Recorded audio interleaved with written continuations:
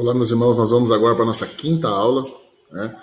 Nós vamos estar falando agora sobre a questão da aplicação prática da palavra, né?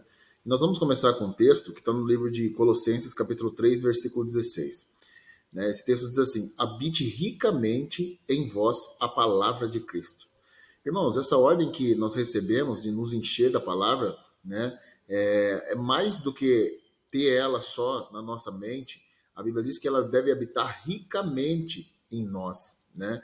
Ela deve estar de forma muito forte em nós. Então, ela envolve a necessidade do conhecimento, mas também ela envolve uma necessidade de você aplicar a palavra, né? De você viver isso. O grande projeto de Deus não é simplesmente que você possa ter o entendimento da palavra, mas que você aplique, que você vive ela, que você viva ela no seu dia a dia. Esse é um propósito, esse é um planejamento de Deus. E o proveito prático que virá como consequência, oriundo desse benefício de nos encher da palavra de Deus, precisa ser olhado de todo o propósito da palavra. Nós precisamos, irmãos, ter paixão pela palavra, né? Nós precisamos amar a palavra. É por isso que o salmista diz: ó Senhor, como eu amo a sua lei. Sabe, irmão, aquela paixão, aquele amor, aquele nível de entrega pela palavra do Senhor, nós precisamos viver isso. Não apenas no nível de conhecimento, de informação, né? Eu conheci muita gente que às vezes eles querem aprender a palavra de Deus para debater, né? Aprender por curiosidade. E claro que tudo isso tem a sua importância, né? Mas o propósito maior é amar, né? Amar a lei, ter prazer em estudar, ter prazer em conhecer, né? A palavra de Deus. Porque a palavra de Deus, gente, é algo que satisfaz muito mais do que só o intelecto e a curiosidade. Quando nós falamos de encher da palavra, nós estamos falando de algo que vai transformar a nossa vida, né? Porque a palavra de Deus, gente, ela não é só conhecimento. A palavra de Deus, ela não vai trazer para nós só o nível de conhecimento. O que a palavra de Deus, ela vai fazer é mexer em todas as áreas da nossa vida, né? Por isso que tem muita gente que ao longo do tempo, ele acaba parando um pouquinho de estudar, porque ele diz: eu já tenho um certo nível de conhecimento, para mim já tá bom, tá legal, já aprendi bastante coisa. Na verdade, não é isso, querido. A verdade, a palavra é muito mais do que simplesmente a informação dela. A palavra, ela vai, você precisa estar passando por ela várias vezes por algumas coisas, né? E uma delas é o quê? Ela é alimento. No livro de Êxodo, capítulo 16, versículo 13, a Bíblia fala sobre a tipologia do maná, né? A Bíblia diz assim: à tarde subiram codornizes e cobriam o arraial. Pela manhã jazia o orvalho ao redor do arraial. E quando se evaporou o orvalho que caíra, na superfície do deserto restava uma coisa fina e semelhante a escamas, fina como a geada sobre a terra. Vendo os filhos de Israel, disseram uns aos outros: que é isso? Né? Pois não sabiam o que era. Disse-lhe Moisés: isto é o pão do Senhor que vos dá para o vosso alimento. Então a expressão maná, gente, provavelmente se origina dessa pergunta que eles fizeram. Eles perguntam: o que é isto? Eles olham o maná lá, eles dizem: o que é isto? Então eles estão assustados ali, dizendo: o que é isso que está aqui? Né? A palavra maná é mangu no hebraico, né? Ela fala sobre esse pão, né? Fala sobre esse desenvolvimento do propósito de Deus com esse pão, mas na tradução ela diz: o que é isso? Interessante, né? Moisés explica para eles dizendo que esse era o pão, né, do alimento que o Senhor tinha dado a eles. Interessante que nós vemos essa analogia feita em relação ao maná, né? Nós vemos em Mateus a palavra traduzida aqui, tratando a questão do maná, ele está tratando como um alimento, né? O alimento que veio de Deus, o alimento para o nosso espírito. Mateus 4,4, a Bíblia diz assim: Jesus, porém, respondeu: está escrito, não só de pão viverá o homem, mas de toda a palavra que procede da boca de Deus. Então, quando Jesus fala, né, isso, ele está fazendo uma referência, uma alusão, na verdade, ao maná, né? Porque essa palavra foi falada lá no livro de Deuteronômio. Deuteronômio, capítulo 8, versículo 3, diz assim: ele te humilhou, te deixou ter fome, te sustentou com maná, e que tu não conhecias, nem teus pais o conheciam, para te dar a entender que nem só de pão viverá o homem, mas de tudo que procede da boca do Senhor viverá o homem. Nunca envelheceu as tuas vestes sobre ti, nem se inchou os teus pés nesses 40 anos. Então, o que procede da boca de Deus aqui é Deus dizendo para ele: nem só de pão, né, vocês vão viver, nem só daquilo que é o alimento natural, né? Você precisa do meu pão, ele está dizendo. você precisa daquilo que sai da minha boca. O texto está dizendo que ele humilhou a nação de Israel. Ele deixou eles ter fome para mostrar que eles precisavam, não era só do pão natural, né? O pão terreno, mas sim aquilo que vinha da boca de Deus. O maná, na verdade, é uma representação disso, daquilo que sai da boca de Deus. Então, Mateus 4, o Senhor Jesus está dizendo que nem só de pão natural vai viver o homem, mas de toda a palavra que procede da boca de Deus. Ele está fazendo essa associação ao maná, que é o alimento, né, que Deus deu ao povo. A palavra também é o alimento que Deus dá, né, espiritualmente falando. E isso vai fazer toda a diferença na nossa vida. Irmãos, por que eu digo isso, querido? Porque é importante nós compreendermos. Irmão, quando você está lendo, quando você está meditando, quando você está estudando, quando você está ouvindo, quando você está aprendendo da palavra, você está se alimentando, querido. Quando você está com esse envolvimento da palavra, simplesmente não é uma informação que você está trazendo para dentro de si. É um alimento espiritual que vai mudar a sua vida, que vai ajudar você a caminhar mais, que vai ajudar você a ter força na caminhada, para buscar a presença de Deus, para viver o que Deus tem. É isso que as pessoas se enganam. Eles acham que simplesmente aquilo que vai trazer para eles é informação. E não é, gente. Não é. Tem pessoas, por exemplo, que eles falam, eu já estudei isso, eu não vou mais mexer nisso. E muitas vezes não, o que você estudou foi a informação, e a palavra de Deus ela se renova a cada dia. E outra coisa, à medida que você vai ouvindo, à medida que você vai estudando aquilo, você vai se alimentando. Deus vai renovando, Deus vai trabalhando e vai trazendo alimento para a sua alma, para o seu coração, para o seu espírito, para você poder caminhar mais. Então é importante a gente compreender isso, tá? É importante a gente ter esse entendimento.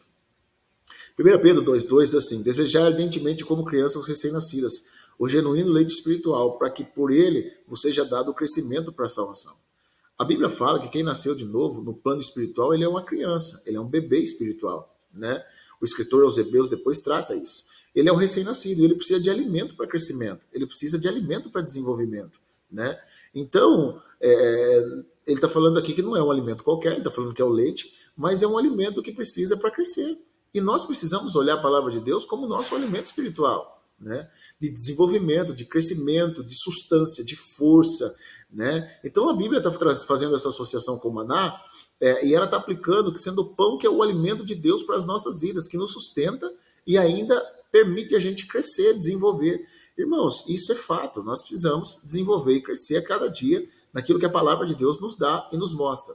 A palavra, irmãos, ela é alimento. Pastor, que tipo de alimento? A palavra é alimento, por exemplo, para a nossa fé, né? Ela traz o crescimento, você desenvolve a sua fé. Às vezes a gente fala, minha fé está tão pequena, tão fraca. Irmãos, porque o envolvimento com a palavra, muitas vezes, ele é pouco. Romanos, capítulo 10, versículo 8, diz assim: porém se diz, a palavra está perto de ti, na tua boca e no teu coração, isto é, a palavra da fé que pregamos. Em primeiro lugar, precisamos entender que ele se refere à palavra de Deus como a palavra da fé. Ele fala que é a palavra da fé. É a palavra que traz fé, irmão. É a palavra que alimenta a nossa fé. É a palavra que nos leva a ter fé, né? Depois ele diz no versículo 17: de sorte que a fé vem pelo ouvir e ouvir a palavra de Deus. Então a palavra de Deus é aquilo que vai trazer fé aos nossos corações. Quanto mais você ouve, quanto mais você alimenta dela, quanto mais você desenvolve dela, quanto mais você busca ela, mais ela vai trazer fé ao seu coração. A palavra, gente, ela alimenta também a sua fé, né? Ela vai desenvolvendo, ela é esse alimento de fé, né? Ela vai fazendo essa fé desenvolver, ela vai fazendo essa fé crescer, e ela faz essa fé permanecer no nosso coração. 1 Timóteo 4,6 diz assim: expondo essas coisas, os irmãos, serás bom ministro de Cristo, alimentado com as palavras da fé e da boa doutrina que tem seguido. Outra tradução usa a palavra, ao invés de usar a palavra alimentado, ela usa a palavra nutrido, porque a palavra nutre, ela alimenta, né? Ela alimenta. O texto fala sobre ser alimentado na fé. Então nós reconhecemos que a palavra de Deus é o alimento da nossa fé, e nós precisamos nos encher da palavra de Deus, né?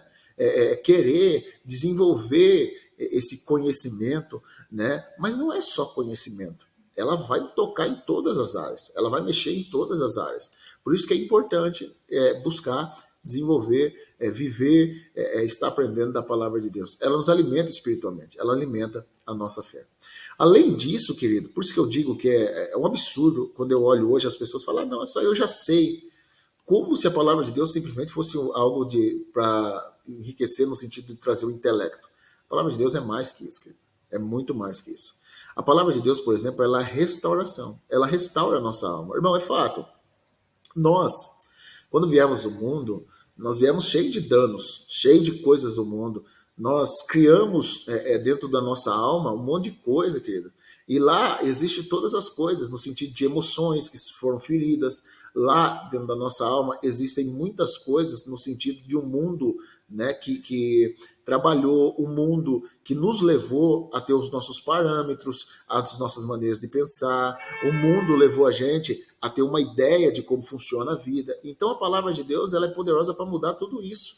Ela entra nisso, ela transforma isso, né? Tiago, capítulo 1, versículo 21, diz assim, ó: portanto, despojando-vos de toda impureza e acúmulo de maldade, acolhei com mansidão a palavra em vós implantada, o qual é poderosa para salvar a sua alma. Irmãos, eu acho interessante essa tradução aqui, quando ele fala salvar a alma, né? Por quê? Por que eu digo que é interessante? Porque a palavra usada para falar na questão de salvação aqui é a palavra sozo, né? A palavra sozo, eu vou trazer a tradução para você, mas ela é diferente de uma outra palavra que nós estamos falando da questão de salvação. Por quê? Quando se trata daquela salvação, de estar com Cristo, de ir por céu, né, nós usamos geralmente a palavra sotero. Existe a doutrina de salvação, por exemplo, ela é chamada de soterologia, né? Então a palavra sozo significa salvar, manter-se salvo, né? Salvar no sentido de socorrer, oferecer livramento, resgatar do perigo ou da destruição. Mas os significados dela também é cura, restauração, saúde, né? Você vê, por exemplo, Jesus curando muitas pessoas e ele usava essa palavra. Ele diz, vai, a tua fé te salvou. Ou muitas vezes ele usava a expressão, a tua fé te curou, porque dava no mesmo. Ele está usando a palavra sozo, né? Então, é uma palavra usada para isso, para falar sobre cura. Então, a Bíblia está deixando bem claro que ela traz a ideia de cura, ela traz a ideia de restauração, né? Então, nós devemos acolher com mansidão a palavra de Deus que foi implantada. Quando ele fala acolher com mansidão, ele está falando o quê? Quando a palavra é falada, é pregada, é ensinada, é mostrada, não pode haver resistência da nossa parte, né? Nós devemos acolher ela com mansidão. E a Bíblia está dizendo que ela é poderosa para curar a nossa alma, restaurar a nossa alma. Irmãos, quantas pessoas que não estão doentes, vamos ser sinceros, quantas pessoas que não estão doentes na alma, quantas pessoas que têm coisas na alma, tem muitas situações que a alma dela está ferida, magoada, né? A alma dela está cheia de coisas ruins. E a palavra de Deus ela é poderosa para restaurar. O livro de Salmos 19:7 diz assim: a lei do Senhor é perfeita e restaura a alma. O testemunho do Senhor é fiel e dá sabedoria aos simples. Qual é a restauração que ela produz? Irmãos, vamos entender. O homem ele é tripartido, né? 1 Tessalonicenses 5:23 diz que o mesmo Deus vos santifica em tudo, que o vosso espírito, alma e corpo sejam conservados irrepreensíveis até a vinda do Senhor. O espírito do homem, gente, né, ele nasce de novo, ele é regenerado. E ele precisa de crescimento espiritual. Mas a alma, irmão, é parte daquilo que é o interior, né? A alma é distinta. Até porque Hebreus diz que a palavra de Deus, ela penetra e ela vai lá na divisão da alma e do espírito. E ela divide juntas e medulas. Assim como juntas e medulas, elas estão bem próximas, mas elas não são a mesma coisa, o espírito e a alma, eles estão bem próximos, mas eles não são a mesma coisa, né? Então o nosso espírito, gente, no nosso espírito está trazendo o quê? O crescimento espiritual. O nosso espírito, o que acontece? A palavra de Deus ela é pregada e ele vai trazendo crescimento, vai trazendo ensino, vai trazendo, né, esse crescimento, esse desenvolvimento. Né? Essa criança passa a ser um jovem, né, um pai espiritual, depois vai desenvolvendo. Agora a alma, querido, que é a sede dos nossos pensamentos, na verdade a alma é a sede do seu pensamento, sentimento, desejo, emoções, vontades, tudo isso aí está ligado à sua alma. Então quando você experimenta o novo nascimento, o que acontece é o quê? O seu espírito, né, ele é recriado por Deus, ele volta, né, aquilo que é o propósito, e a alma ela precisa ser restaurada dessas marcas que você teve no passado. E quando nós falamos dessa restauração, gente, não é apenas a cura das emoções doloridas, né? Mas é trazendo um novo molde, né? Um novo molde. Então, o que acontece? Ela produz a renovação da mente. Romanos 12:1, vou ler na NVI, diz assim: portanto, irmãos, rogo-vos pela misericórdia de Deus que ofereça os vossos sacrifícios, que ofereça os vossos corpos como sacrifício agradável a Deus. Isto é o vosso culto racional. Não se amoldem ao padrão deste mundo, mas transformem pela renovação da vossa mente, para que sejam capazes de experimentar e comprovar a boa, agradável e perfeita vontade de Deus. O que nós enxergamos aqui, na verdade, é o que nós podemos falar sobre esse molde, né? Ele diz para nós não tomarmos o molde, o padrão, para nós não nos amoldarmos ao padrão desse mundo, né? E ele fala que nós devemos experimentar uma transformação da parte de Deus. Mas como? A renovação que ele fala é através da mente. Muitos de nós, antes da conversão, nós tínhamos valores, né, que antes foram construídos. Então, o que acontece? Se Deus precisa trabalhar na nossa mente para que possa haver esse renovo, não tem nada mais importante para nos transformar na nossa mente como a palavra de Deus.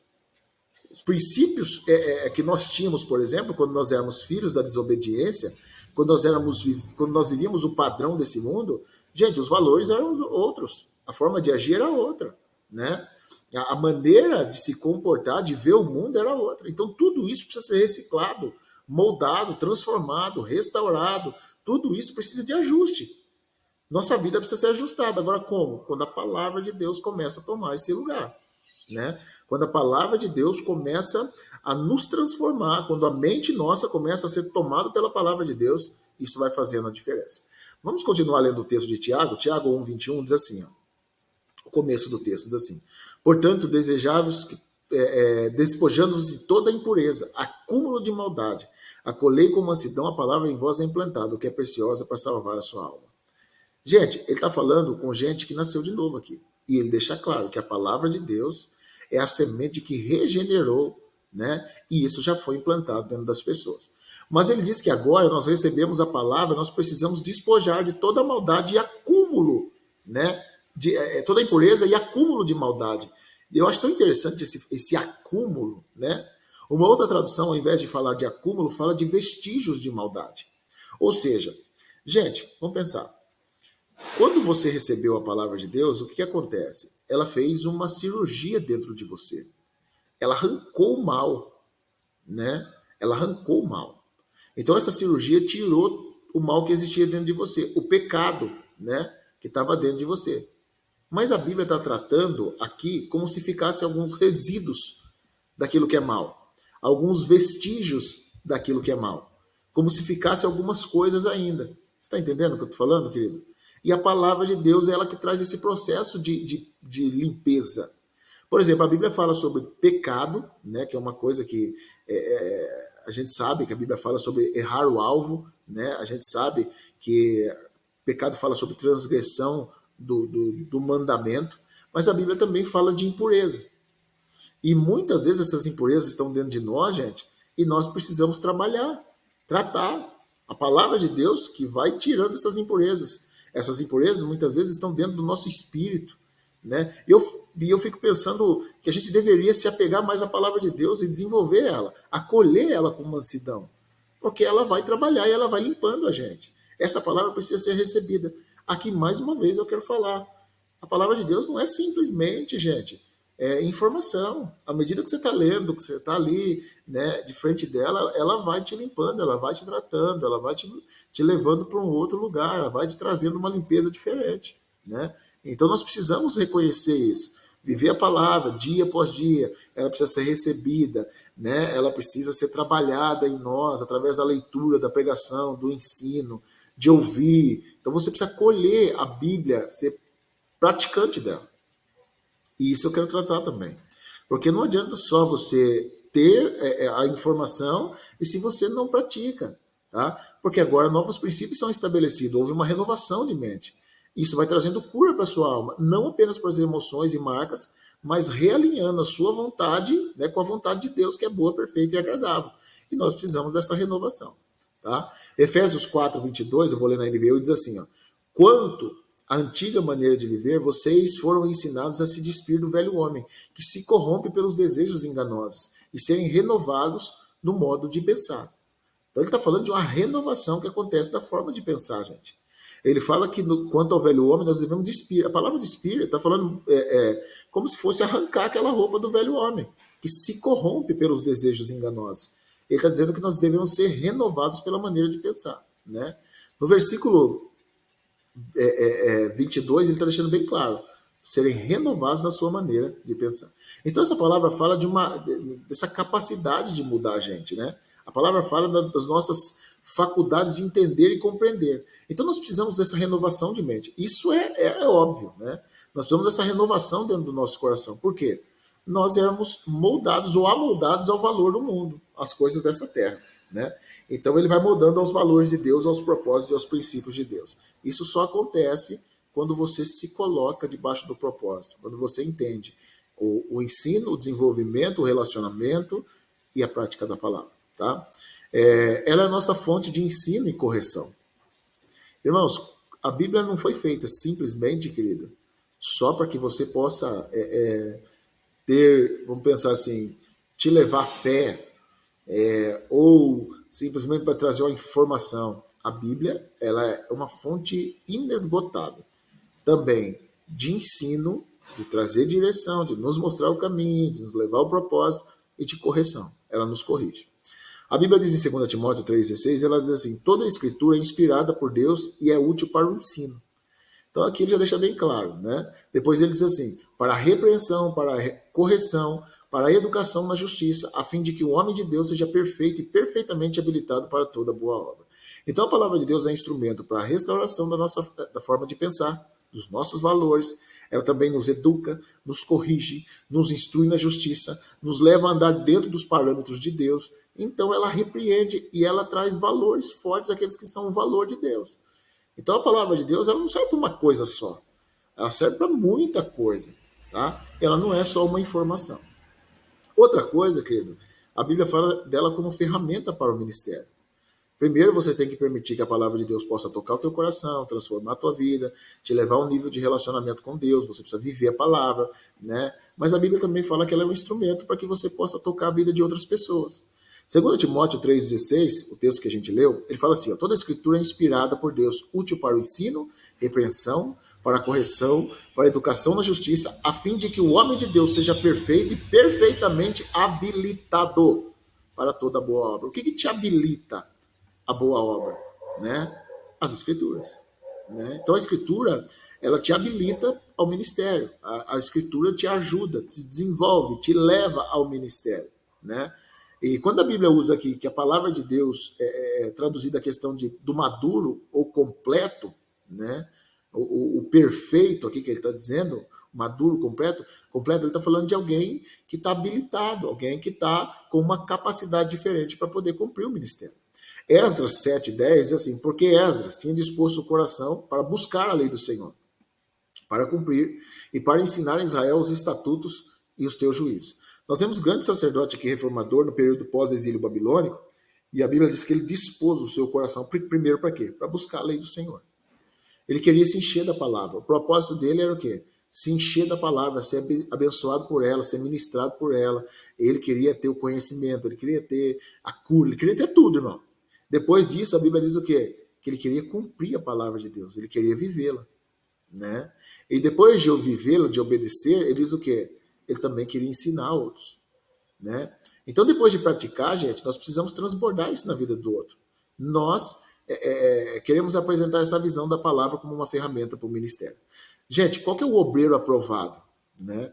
O obreiro aprovado, Paulo vai escrevendo para Timóteo, lá em 2 Timóteo 2,15, ele diz, procura apresentar-te a Deus aprovado, como obreiro que não tem do que se vergonhar, que maneja bem a palavra de Deus. Alguns pontos interessantes aqui para você entender. Né? A primeira coisa, ele diz, você deve se apresentar a Deus. O relacionamento que nós temos, querido, para se apresentar a Deus, é um compromisso e uma lealdade com a palavra dele. Isso é fato. Tá? Número 2, ele diz que não tem do que se envergonhar. Eu acredito aqui em duas coisas. Primeiro, eu acredito que isso fala tanto da nossa vida, né, que tem sido colocada como exemplo para os outros. Então, a nossa vida precisa estar em ordem. Né? Coisas que nós não podemos se envergonhar. Tá? Como também ele fala de nós não sermos envergonhados no quê? Numa disputa. Né? Algum ímpio pergunta acerca da razão da sua fé, alguém que está perguntando, né, em relação à sua fé. Gente, você tem que ter conhecimento para que você possa expressar as escrituras para essas pessoas. Né? Você precisa ter um desenvolvimento na palavra. E número 3, ele diz que maneja bem a palavra da verdade. O verbo manejar, gente, fala de algo que nós manejamos ou trabalhamos com as mãos. Eu acredito que isso é uma figura, porque a palavra de Deus é comparada a uma espada. Quando você pega lá em Efésios, né, o próprio Paulo fala isso, quando ele está falando da armadura de Deus, ele usa a expressão a espada do Espírito. Normalmente o soldado manejava a espada com as mãos, né? Então, na prática, nós não usamos ela com as mãos, tá?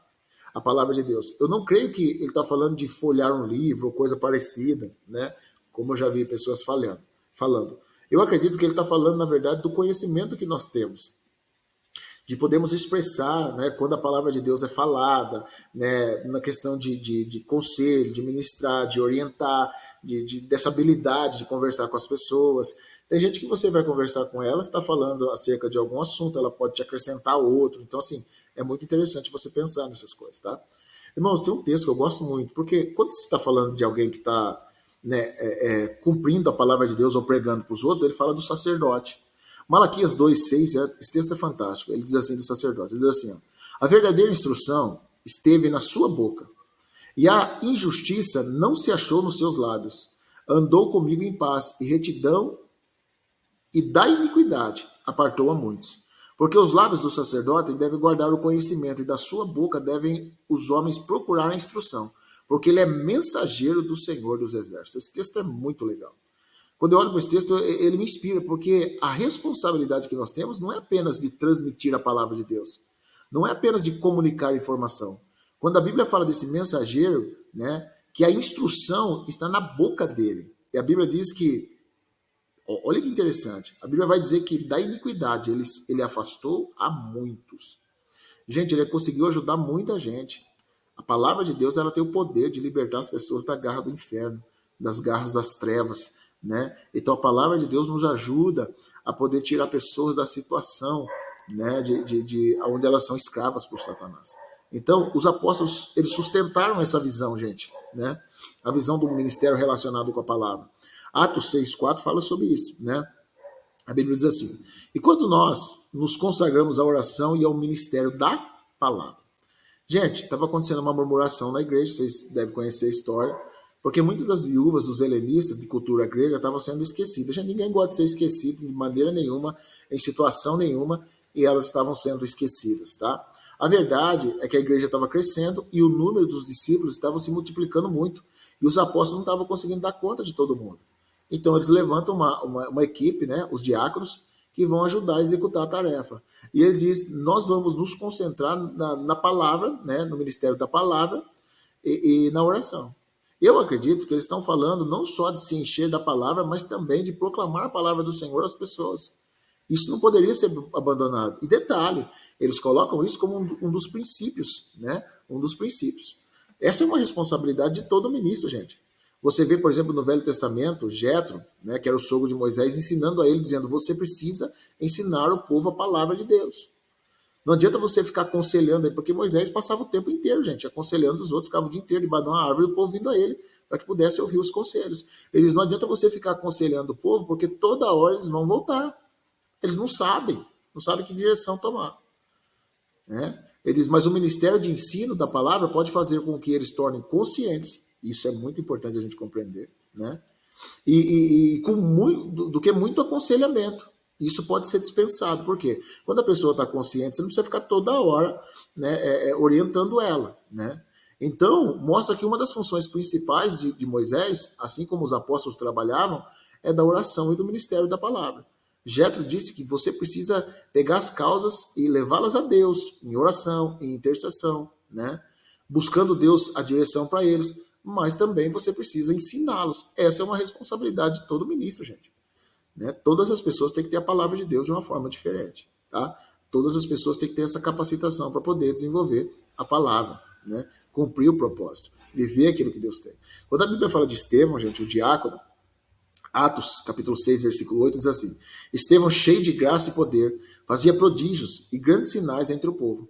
Levantaram-se, porém, alguns dos que eram da sinagoga, chamados libertos, dos sirineus, dos alexandrinos e dos da Cilícia da Ásia, e discutiam com Estevão, e não podiam resistir à sabedoria e ao espírito pelo qual ele falava. Nós percebemos que o ministério, desde o princípio da igreja de Atos, demonstrava uma grande capacitação na questão da palavra, né? Eles tinham conhecimento, tinha unção, tinha né, a sabedoria que vem de Deus, mas tinha muito conhecimento também, né? Você vê Estevão discutindo e dando um banho de Bíblia neles, a ponto deles não conseguirem resistir, né? Então, assim, é muito importante, né? Então, assim, é muito importante a gente viver. Outra coisa, gente, que a gente precisa pensar é a prática da palavra, né? O conselho que Deus deu a Josué foi muito interessante. Josué capítulo 1, versículo 8, ele diz assim: não cesse de falar desse livro da lei. Antes medita nele dia e noite, para que tenhas o cuidado de fazer segundo tudo quanto nele está escrito, então farás prosperar o teu caminho e serás bem-sucedido. Interessante, gente, é que não é apenas que ele está em uma condição de pastor, pregador. Gente, ele cuidava da nação, é a nação inteira. E o conselho que Deus dá para ele é o quê? Para que ele possa ser bem-sucedido nas coisas, é o quê?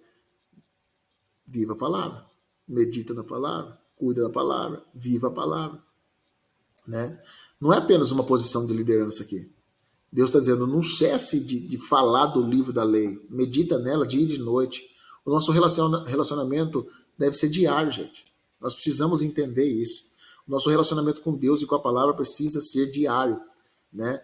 Lá no Jardim do Éden, Deus falava na viração do dia. A oração de Jesus diz, o pão nosso de cada dia nos dai hoje, né? Então nós devemos clamar pela provisão a cada dia. O profeta Jeremias diz, a misericórdia do Senhor é a causa de nós não sermos consumidos, ela não tem fim, se renova a cada manhã. O apóstolo Paulo diz, ainda que o nosso homem exterior se corrompa, contudo o interior se renova de dia em dia. Todo dia Deus tem um renovo para você. Então há um princípio de renovação diária. Eu acho interessante, querido, quando o povo queria muito um rei, pedia para Deus um rei, é interessante que Deus fala para eles. Deuteronômio 17 fala muito sobre isso. Eu acho interessante. Lá no versículo 18 diz assim, ó, serás também que quando se assentar sobre o trono do seu reino, então escreverá para si um livro, um translado desta lei, do original que está diante do sacerdote e do levita. E o terá consigo, e nele lerá todos os dias da sua vida, para que aprenda a temer ao Senhor seu Deus, para guardar todas as palavras da lei, esses estatutos, e cumpri-los. Gente, eu acho muito interessante. A Bíblia está falando que ele tinha uma responsabilidade. O rei que assumisse, ele tinha que ter uma responsabilidade, né? Ele está dizendo o quê? Você vai ter uma cópia da lei. Não é todo mundo que tinha. Eles não tinham essa facilidade que nós temos hoje de ter Bíblia impressa em todo momento. Não funcionava assim. Mas o rei está dizendo, você precisa ter uma na sua mão. Você precisa ter uma, né? O rei deveria ter essa cópia. A Bíblia diz que ele deveria ler todo dia. Era de forma diária, né? Então eu acredito que nós precisamos se envolver mais com a palavra, querido, né? E eu acho interessante o quê? Porque ele, para aprender, ele fala, né? Para que você possa aprender, para que você possa temer ao Senhor, porque a palavra traz temor. Ele fala para guardar a lei, os seus estatutos, depois ele fala para cumpri-los. Então, assim, é muito interessante você ver todo esse propósito, né? Mas quando Deus fala com Josué, ele fala também sobre a questão não cesse de falar. Irmão, quando ele fala não cesse de falar, eu acredito que ele está falando também, né, além de estar pregando ali, falando, eu acredito que ele deve estar falando da questão da confissão. A importância da palavra de Deus na confissão. Gente, a Bíblia fala que quando Jesus ele foi tentado no deserto por Satanás, e Satanás cita Salmo 91 para ele, diz, está escrito aos teus anjos, dar a ordem ao teu respeito, para que te guardem e não tropece em pedra alguma. Eles também está escrito, Satanás. É muito interessante que ele rebate na palavra, né? Ele também está escrito, não tentarás o Senhor teu Deus, né? Interessante, gente, que essa investida do diabo, Jesus sempre dizia para ele, está escrito. Jesus está falando da palavra, tá? Irmão, Jesus não está pregando para Satanás. Ele não está tentando orientar o diabo. Na verdade, é uma maneira de declarar a palavra de Deus, né? Ele está confessando a palavra de Deus e ele está usando ela de uma forma de combate. É assim que a gente vence o inimigo. Apocalipse 12, 11 diz, eles, pois, venceram por causa do sangue do Cordeiro, amém? O sangue do Cordeiro vence, né? Ele diz, por causa da palavra do testemunho que deram. Olha o que ele está dizendo. O sangue do Cordeiro vence, né? Por causa da palavra do testemunho que deram. E mesmo na face da morte não amaram a sua própria vida. Então ele fala dessas três coisas. Eles falam do sangue, ele fala de pessoas que não amam a sua própria vida, mas eles falam também, a palavra de Deus está falando também de pessoas que estão falando da palavra do testemunho. A palavra é uma forma de vencer Satanás. É uma forma de você guerrear contra Satanás. As suas declarações, elas são muito importantes. É por isso que você deve ter a palavra dentro do seu coração. Porque a Bíblia diz, a boca fala do que o coração está cheio, nós precisamos. Nossa confissão deve ser determinada sempre pela palavra, né? Então, o coração precisa estar cheio. A palavra deve estar na nossa boca. Romanos 10:8 diz, porém se diz, a palavra está perto de ti, na tua boca, no teu coração. Então a palavra precisa estar na boca, mas como que ela vai estar na boca se ela não está no coração? Precisa estudar, aprender, ouvir e entender. Outra coisa, ele fala sobre meditar. Ele fala sobre meditar dia e noite. E a meditação, gente, precisa ser vista mais do que apenas uma leitura da palavra de Deus. Eu posso, por exemplo, né, ter o meu tempo de leitura depois pela manhã, depois eu ficar meditando naquilo que eu li, né? Eu não consigo ficar lendo durante o dia todo, né? Mas mesmo durante o trabalho, a atividade que você possa ter, você pode estar meditando na palavra, né? Alguns intervalos, alguma questão de descanso, você vai lendo essa porção das escrituras, né? E a palavra é um princípio de frutificação. Salmo, capítulo 1, versículo 3, diz assim, ela é como árvore plantada junto à corrente das águas, e quando ao devido tempo, cujas folhas não murchem, tudo quanto faz será bem sucedido. Essa afirmação traz o princípio de frutificação, né? A palavra faz isso, né? Olha o que ele diz, Salmo 1:2, antes tem o seu prazer na lei do Senhor, e na sua lei medita de dia e de noite. Gente, temos que ter prazer. A gente precisa encontrar prazer na lei de Deus. A gente precisa encontrar prazer de estar com Ele, de ouvir a palavra, de entender a palavra, tá? Nós devemos nos ocupar nisso. Irmão, precisa ter tempo, não adianta, as coisas não podem ser atropeladas, a gente não pode ouvir uma palavra simplesmente só no culto, né? 1 Timóteo 4,13 diz assim, até a minha chegada, aplica-te à leitura, à exortação, ao ensino. Nós devemos nos ocupar. Ele diz assim, 1 Timóteo 4,15, olha o que ele diz, medita nessas coisas, ser diligente, para que o teu progresso seja manifesto a todos. Então ele está falando o quê? Para a gente aplicar, se ocupar na palavra, né? E depois ele fala ser diligente. Obviamente, irmãos, quando ele está falando de aplicar-se à leitura, né, da exortação, o ensino, tanto pode ser a leitura bíblica das escrituras, enquanto você ministra, como também se encher daquelas verdades. Mas o versículo 15, ele diz, medita nessas coisas e nelas ser diligente. Então nós começamos de forma prática, não apenas ler, mas também refletir na palavra.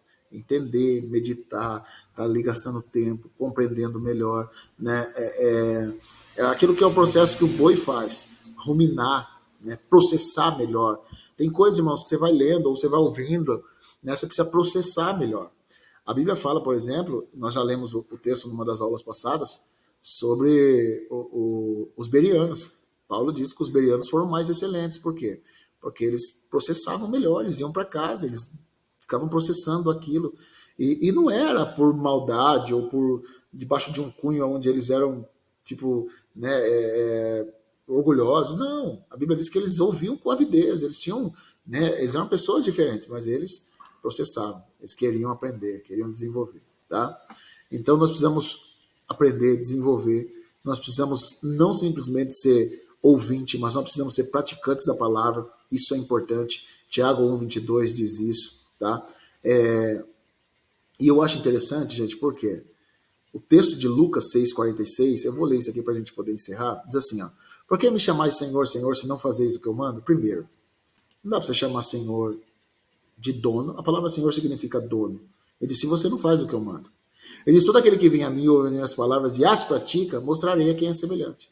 É semelhante a um homem que, edificando a sua casa, cavou, abriu profunda vala, lançou os alicerces sobre a rocha, vindo a enchente, arrojou contra ele, contra a casa, e não pôde abalar, porque estava bem construída. Gente, ele está falando de quem é praticante, é pessoas que cavaram profundo. Cavar profundo não é aprender a palavra. Não é simplesmente aprender.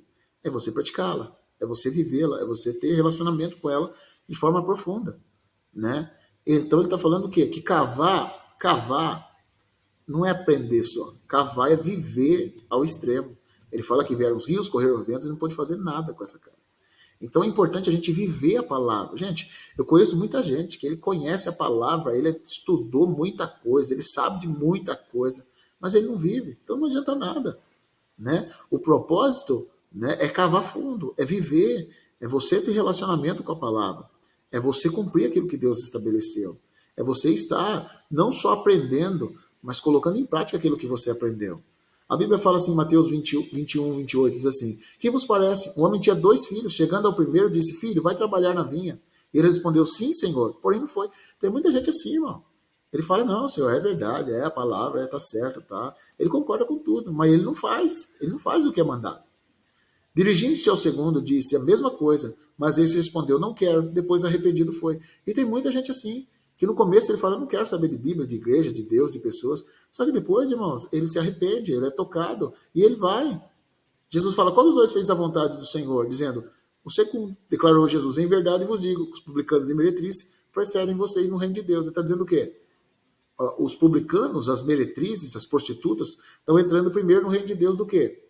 Do que os fariseus da época, do que o povo, entre aspas, de Deus. Então, assim, irmão, não adianta. O fato da gente conhecer, querido, isso vai ajudar, mas não é só conhecer. Nós precisamos praticar. A Bíblia fala que quem ouve e não pratica é semelhante ao homem que contempla no espelho o seu próprio rosto. Ele olha, vê como que é o seu próprio rosto. Depois ele sai dali e se esquece como era. Por quê? A palavra de Deus ela funciona como um espelho. Ela mostra realmente quem nós somos, tanto o lado das imperfeições como das coisas boas que Deus colocou e fez na nossa vida. Agora, irmão, quando a gente sai da frente do espelho, a gente se esquece. Tem muita gente que ele só é impactado no culto, porque ele está na frente do espelho. Aí o pastor está dizendo, você é abençoado, Deus tem propósito na sua vida, você está lá na frente do espelho, dizendo é verdade, você está na frente da palavra, está pegando a palavra. Né? Mas depois você sai dali e você se esquece. Por quê? Porque você saiu de frente da palavra. Não viva de frente da palavra. Cumpra a palavra, ame a palavra. Estude a palavra todos os dias. Não pense que a palavra aqui é simplesmente para trazer informação. Ela é muito mais. Ela é cura, ela é alimento. Ela serve para você, para te repreender, te corrigir, te ensinar, te dar instrução. Ela serve para o ministério. Ela te abençoa em todas as áreas. Que você viva a palavra de Deus. Deus te abençoe.